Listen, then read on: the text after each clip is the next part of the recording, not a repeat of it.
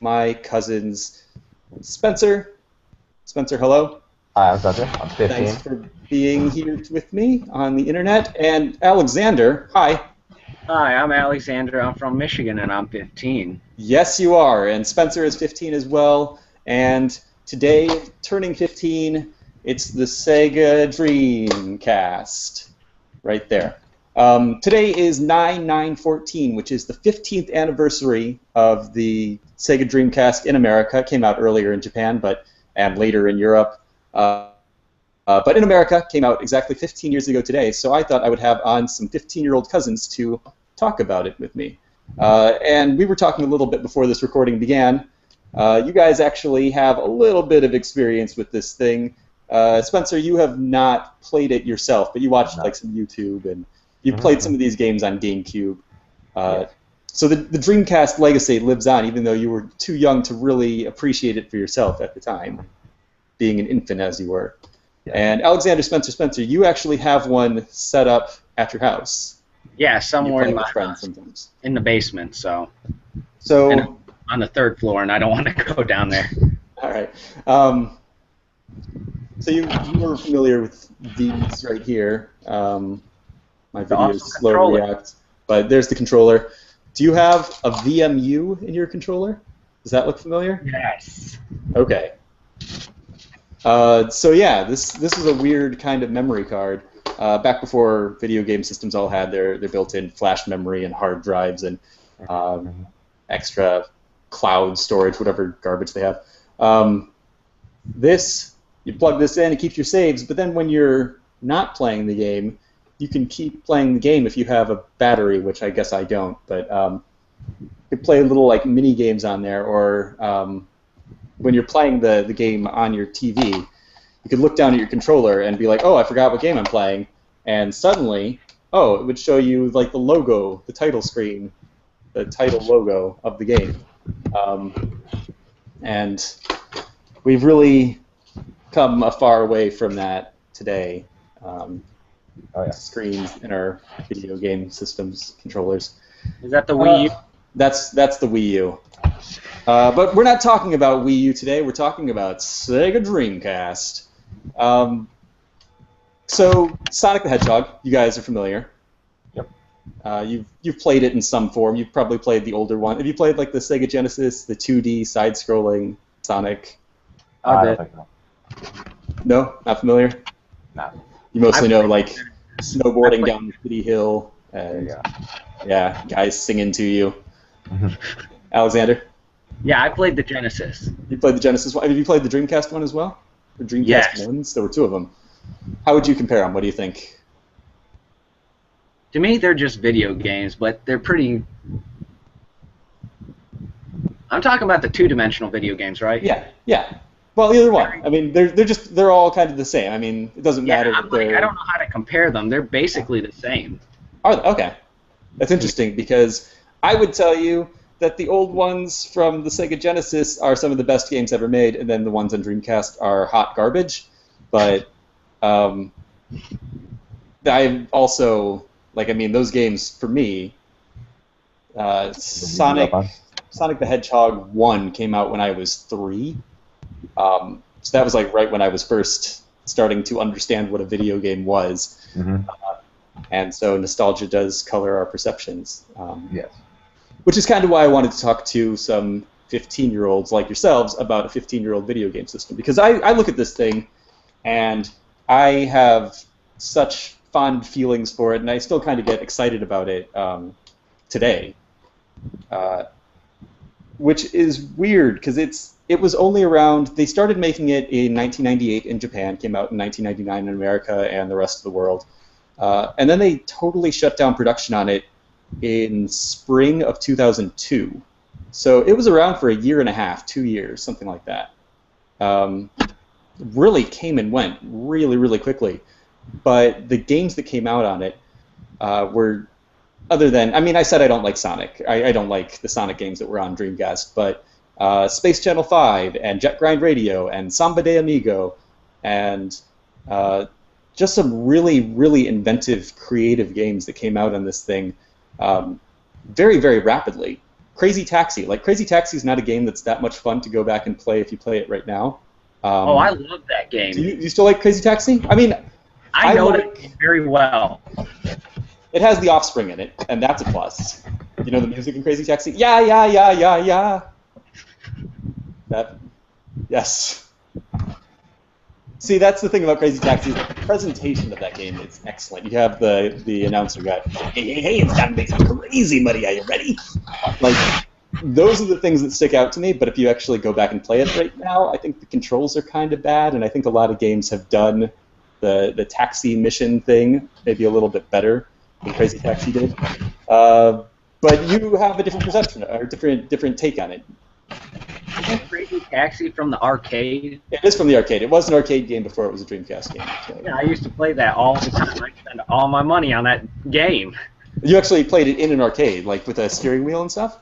Steering wheel, everything. And then when me and my friends would actually have a competition to see how long we could stay in the game. That's, you know? Yeah, that was kind of what the whole thing was. And say how many people you could pick up and drop off. Right.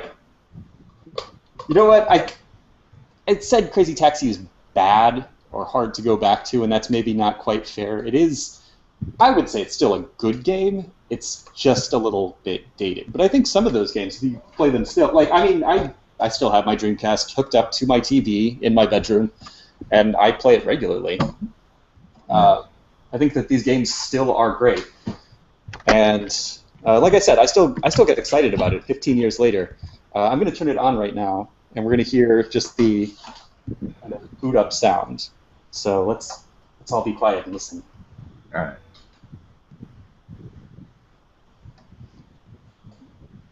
Oh, I've got this tray closed, I guess. Here it comes. Look at this screen. That's magic. Sweet. Something about that. I don't know. I find it's like even down to the sound that it makes and the little swirl. There's something about it that I just find so endearing. It still feels like the future, even though it is now long in the past. Mm-hmm. Like the DeLorean. Like a DeLorean. That's a good comparison. It's this system that felt futuristic. It had a modem built into it, so you could play games online in 1999. This is pre-broadband. You are playing with a dial-up internet connection in 1999, and yeah, you have a little tiny screen on your controller that you can take out and play like Tamagotchi mini games with. Okay. You're going from the PlayStation and the Nintendo 64 to something that looks like, let's see once the thing starts up, but yeah, futuristic is exactly right. You said you were looking at some YouTube videos of just like people's top 10 games on the system, and the graphics still look pretty good, right? Yeah, not bad. Yeah, and a lot of that is down to art style, and like I said, it was just a really creative, vibrant time. It was, Sega was kind of in a weird position when the thing came out. Their last home system had been the Sega Saturn, which I really liked. I thought it was a lot of fun when it came out, but it didn't really get much support in America. PlayStation came out very, very shortly afterward for much cheaper and stole a lot of its thunder, and people just weren't getting what they wanted out of the Saturn. People would either get the 64 or the PlayStation or both, and there just wasn't really a lot of room for the Sega Saturn. And so I remember having conversations with friends when this thing was about to come out. People saying like, I wanna like it, I wanna get it, but I got a Sega Saturn and like no games came out for that thing. I don't really want to get burned again. So I had friends who didn't buy it because they didn't believe in Sega. They didn't trust Sega as a company. And so you guys have really never known Sega as a hardware manufacturer. I don't know, you play video games, both of you? Yep. Yeah. What do you think of Sega? I mean, you know Sonic. Are there... I just know Sega as an older video game console company. They're not really relevant anymore, right? Yeah. Necessarily to your life. Which, I still play Sega games from time to time. And yeah, I have my Wii U hooked up. Actually, this is a Wii game, but I have Sega Superstars Tennis running on this thing right now, and a lot of the Dreamcast legacy lives on there. You see, there's Night Twos from Saturn, but otherwise, Samba de Amigo, Jet Set Radio, and Space Channel 5 all kind of represented in that game. And every once in a while, you get to see those old games kind of come back in some form. But it was just really interesting that in a year and a half, in 2 years, you had this company trying so hard in a way that a lot of companies, I don't know, like Xbox One and PlayStation 4 have been out for a year. Wii U has been out for 2 years. Do you feel like those systems really have their games? Have you guys been playing those? Do you have them? Do your friends have them? Yeah. I say the games are easier to beat because, you know, that's what we're used to. I will say, yeah, Dreamcast games are tough, a lot of them. And they're laggy sometimes, but... They can be, yeah. It's old technology. It's 15 years old. It's like an Atari, which I do have. Uh-huh. I love the Atari. But Xbox One, Wii U, PlayStation 4, have you been playing those? And I'm a fan. I love... I mean, I just showed you that I own a Wii U. I play it all the time, and I love it. But the games have come out kind of slowly. It hasn't been just like original game after original game after original game. That I wonder in 15 years what kind of conversations we'll be having about those systems. Mm-hmm. Yeah, I mean, Xbox just released Destiny today for their console. Yeah. Wait, they released Destiny today? Yeah. I thought it was supposed to be like Wednesday. I mean, Xbox One, they came out today, but I think tomorrow comes out for all the other consoles. Oh, okay. And then, but, yeah. Yeah, there hasn't been that many games just for those consoles. That, like, yeah, it's been slow. And like Halo. Like, they're good systems. There's nothing... I'm not going to say anything bad about the systems. I'm not going to say, like, Dreamcast is better or you need to throw away all the modern technology and go back and play things from 15 years ago, because I don't believe that. I like to play modern games. But games were so much smaller and cheaper, and they could afford to be experimental and weird. This one running behind me, this is Jet Set Radio, or Jet Grind Radio. You are some people in futuristic Tokyo with jet power, or like magnet rocket-powered rollerblades, and you graffiti around Tokyo To, the futuristic Japan, and run from the police. And the graphics are outstanding and crazy. I listen to the soundtrack from this game all the time. Even when I'm not playing the game, like the music's just so good, and not really like anything else. And I don't know, like I've been playing Mario Kart 8 on my Wii U. Love it, great game. But it's also kind of still Mario Kart. It's the same thing we've been playing for 20 years, 22 years, I think, for Mario Kart. Destiny is a shooter, an MMO, kind of put them together. I don't know, like what's the buzz around school or whatever about Destiny? Are people excited about it? Have you played the beta or anything? No, I haven't. People are just like, I mean, it just looks cool, so I'm gonna get it. Yeah, that's basically it. It's just appealing visually. Yeah. Aesthetically. So I guess that's probably why people are led onto it. And it's Bungie. People love Bungie. Halo was huge, and I liked Oni. I think I'm pretty much alone in that. Have you ever heard of Oni? No, I have not. Okay, well, go play Oni someday. Your old cousin's advice: go play Oni and go play some Dreamcast. I'll get an emulator, something like that.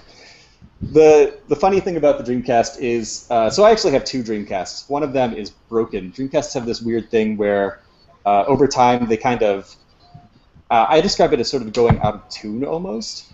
Like I've opened mine up, I've unscrewed it and pulled the thing apart, and there's this tiny little bit, and you kind of turn it to the left or to the right, and it changes the speed of the disk drive, I think, is what it is. But if your games aren't running at just the right speed, then all sorts of bizarre, wrong things happen. Game runs too quickly, game runs too slowly, things don't load properly. And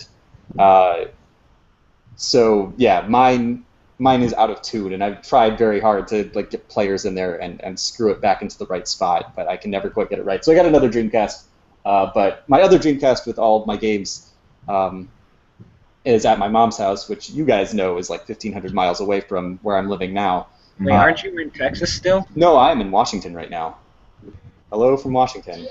But my mom is in Texas with all my Dreamcast games. So Dreamcast has this funny quirk where you could just burn a regular CD, just an ordinary CDR, and pop that in your Dreamcast, and it runs just fine. So all of my games are actually pirated illegal copies. But they're illegal copies of games that I did purchase legitimately. I do own these games. That's what I do with my friend's Xbox and PlayStation games. You just burn discs and throw them in there? Copy them into your computer, and then just reburn them with burner, something iBurner. Yep. Yeah. I've heard some people say that that's part of the reason that the Dreamcast didn't really live too long is because it was so easy to pirate games because you could just get regular CD. They weren't really planning for that in 1999. It was right before people had CD burners, but a year or two later, suddenly everyone could copy their own discs and make their own games and distribute them online pretty soon after that. But probably the more commonly held belief, there was, like I said, people didn't really have a lot of faith in Sega, but also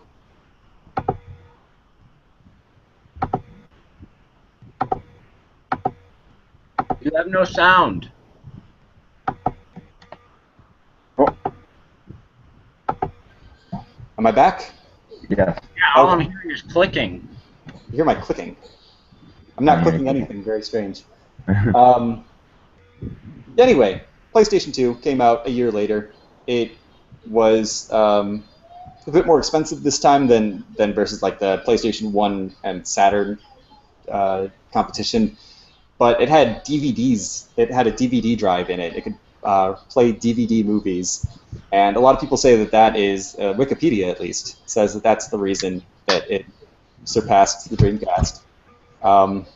Any parallels you see to modern times of people buying a video game system to play movies rather than games? That's what the Xbox One was supposed to be all about. Yeah, kind of.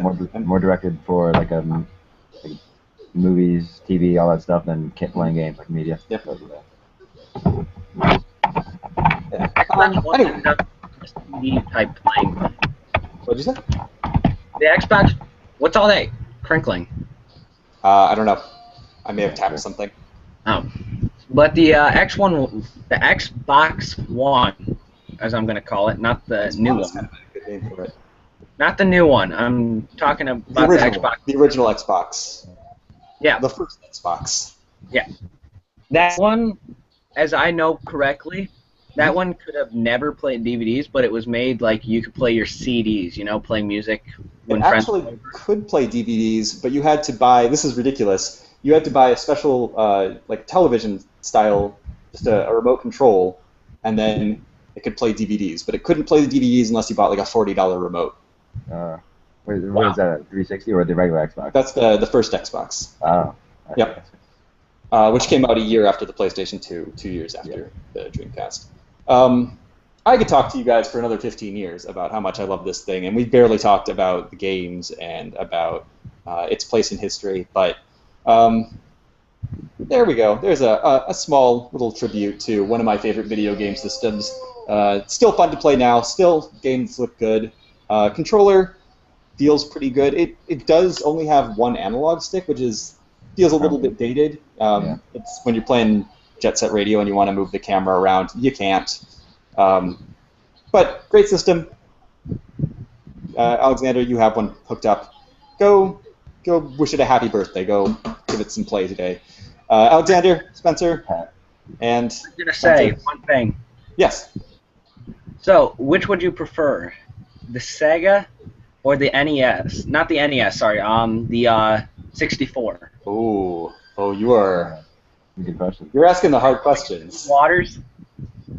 The Nintendo 64 has the advantage of having been around, let's see, 96 to GameCube came out in 2001, so that's 5 years of that system versus like 2 or 3 of Dreamcast games. And you have Mario 64 and Ocarina of Time and even Pokemon Snap. And I'd probably give the nod to Nintendo 64. But yeah, Dreamcast is not my favorite system. Probably NES, maybe GameCube. I don't know. But It does occupy such a weird place, and it came and went and burned so brightly and died so quickly that can't help but love it. And the games still feel modern and fresh. Unlike Nintendo 64, that stuff, you can tell it's old. You play it and it feels pretty old.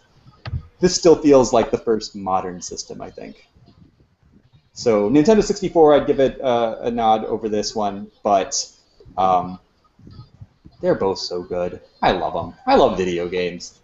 Let's end on that. Spencer, how do you feel about video games? I'm a big fan of them. Okay. Alexander? I love them. All right. Let's keep playing video games for a while longer. I wouldn't play video games for 12 hours straight, but I would play for about maybe 6 of those 12 hours.